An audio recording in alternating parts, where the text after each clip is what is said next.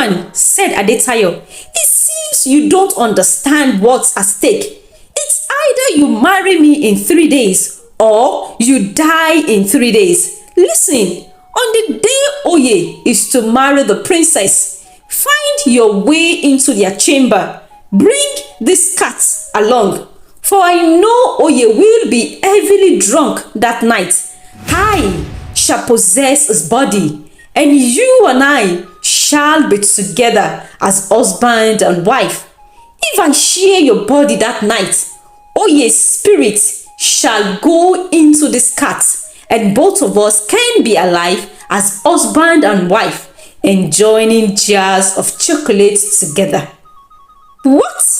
Bidemi couldn't believe what she just heard. So, that night, Bidemi couldn't sleep. She needs to put an end to this spirit husband. How could Adetayo have thought about locking Oye's spirit in a cat?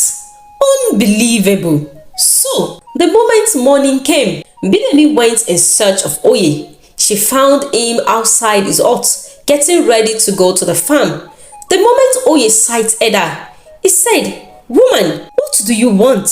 I'm being watched by the princess guards. No lady must come near me. Please go away." "Your life is at stake," Bidemi said. "For in 3 days, you shall turn into a cat." At that moment, Oye laughed. His face brightened up. "Don't you know how much I detest cats?" "Then, in that case, stop drinking," Bidemi interrupted. "Can you stop drinking, for crying out loud?" Oye laughed again. "You are very funny. That's the only thing that gives me joy. Kegs of palm wine. I heard you also have an addiction. 100 jars of chocolate every day. The villagers do whisper, and rumors do go around every time the truck drives into the village bringing you chocolate. Then let's break free from our addiction. Let's break free from our problem," Bidemi interrupted. "I don't have a problem, woman." But Oye really seems to be amused by her as he said, "Well, my only problem is the princess. Marry me," Bidemi suddenly said. "That way you will be free of the princess," she said, and then thought in her mind, "And I too shall be free of Adetayo." Oye could have laughed, but looking at the seriousness on her face, he simply mounted his bicycle and rode away. Bidemi rushed to the woman selling oranges. "Please, help me. I have a spirit husband who wants to kill me in 3 days." Mama Benga, the orange seller, took her to an old man, a herbalist who lived at the end of the village. "Bidemi, you are the cause of this problem. You use your hand to bring trouble into your life." "What do you mean, Baba?" Bidemi asked. Many years ago, when Bidemi was a little girl, she usually steals chocolate from other girls' school bags. Whenever she is caught, her mother will say she's just a little child who loves chocolate. In fact, Bidemi will collect sweets, biscuits, and chocolates from strangers, but her parents never scolded her. Until one day, a new teacher named Madam Folashade came into their class. She was a middle-aged woman who is not married. She has no children as well. Many said she has a spirit husband, and that's the cause for her delay. She was a very friendly teacher, but other teachers cautioned the pupil, warning them not to collect anything from Madam Folashade out of fear that she might possess them with spirit husband. But Bidemi's parents waved off the concern. "People are too quick to stigmatize," Bidemi mother said, inviting Madam Folashade into their home. And many times, Madam Folashade would not come empty-handed, bringing lots of chocolates for Bidemi. But unknown to anyone, those chocolates from Madam Folashade has bound Bidemi to the spirit world, a tie she was never aware of. As Bidemi sat across, looking at the old herbalist, his words echoed in her mind. those chocolates you love so much were not just ordinary chocolates. They were meant to initiate you, to give you spirit husband. And now that Adetayo is fully ready for you, it's either you marry him in this world or in the spirit world. Bidemi couldn't believe her ears. Mama Benga, the orange seller, said, "Old one, please, free her from this bondage. It's not that easy. She must find a husband before the 3 nights complete," replied the old one. So Bidemi returned back to Oye. She found him on his farmland. As Oye saw her, he said to her surprise, "Will you marry me?" The princess will be very furious, but I don't want to marry her. Presently, I'm in a lot of debt. I borrowed lots of money from the king. I invested the money on this farm, but that year, the rain did not fall and I incurred a great loss. I couldn't pay back, but Princess Yomade went to her father, the king, and said she has eyes on me, that if I agree to marry her, the king should forgive my debt. So I got trapped. I agreed to marry her. But as the wedding drew closer, I realized I don't love her.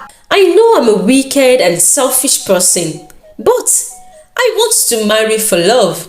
He looked into her eyes and said, "Will you marry me tonight?" But Bidemi panicked. Indeed, she is desperate to find solutions to her problem. But things seem to be moving faster than she has imagined. Without replying, she took to her heels and ran away from Oye, running as fast as her legs could carry her back to the herbalist's house. But as she got there, she saw the black cat at the herbalist's house. The old man smirked at her, and at that instant, she realized that it is Adetayo. Bidemi got angry. "How dare you trick me?" The old man laughed. "I'm a spirit, remember? I'm always with you," Adetayo said through the old man. "Is Madame Folashade's story too a lie?" she asked Adetayo. "No, that's my mother. She gave birth to me. I fell in love with you back those days you used to come to our house. Though you couldn't see me, but I saw you licking packets of chocolate with broad smile on your lips. I couldn't resist those charming smiles, and I fell in love with you. Then I asked my mother to entwine our fate, and every time as you scoop each spoon of chocolate into your mouth and smile, I became more captivated and enchanted by you. Marry me, Bidemi, and let us enjoy the beautiful life of chocolate together." So, that night, as Bidemi got home, she started throwing away her jars of chocolate. After she was done trashing every single one, she wrapped the shawl on her shoulder. For tonight, she must look for Madame Folashade, as she believed only her can break this bond. As she walked through the streets of the quiet town, she still remembered Madame Folashade's house. She always visits the house when she was a young girl. When she got to the door, she said a silent prayer before knocking. The door opened. Madame Folashade looked at her. She looked very old. "Bidemi, I have searched for you. People said you went into a small village. I'm sorry. I realize that life is not complete if you have no one to lean on. Come in, my daughter." Bidemi sat on the chair, collecting the cup of hot chocolate from Madame Folashade. But this time, she refused to drink it. "Drink," Madame Folashade said to her, "for I entwine your fate with Adetayo, and only I can break the bond." But the moment she took the cup closer to her mouth, a strong wind blew through the window, shaking everything. "Hurry up and drink," Madame Folashade shouted. Quickly, Bidemi drank, and at that moment, the wind stopped. And Madame Folashade said, "For spirits ought to be in the spirit realm, and human beings with human beings. That's how nature designed it to be. I'm sorry I did that to you. Go now and find love." When When Bidemi returned back to the village, it was already the next day. She went straight to the king's palace. The wedding is tomorrow, and she must do all in her power to stop it. As she bowed before the king, Bidemi said, "Oyebanjo is mine. It belongs to me." The king ordered that the princess should come. Princess Yomade stood before the king. "Kabiyesi, don't listen to her. My wedding dress is ready. Tomorrow is my wedding. Do you want to marry a half man?" said Bidemi. "A man who shares his body with me every night." "The princess can testify to this, Kabiyesi." "What?" The king got angry. "The princess must marry a pure man. That is the tradition. The princess cannot share man with another woman. Abomination! Princess, is it true that Oyebanjo sleeps in this woman's house?" Princess Yomade nodded as she started crying. "Then the wedding is cancelled," the king said to everyone. So the wedding was cancelled, but the king also announced that Oye will be punished for deceiving the princess. So he was given 90 days in prison. That period, Oye remained sober, and his addiction for palm wine wears off. Bidemi paid back Oye's debt, as he no longer used the money to buy trucks full of chocolates. After Oye was released, he went to Bidemi and thanked her. But what Oye did not know is that he also freed Bidemi not only from her chocolate addiction, but from her spirit husband. As time passed, Bidemi and Oye fell deeply in love. Oye married Bidemi, and they both continued to live a happy life.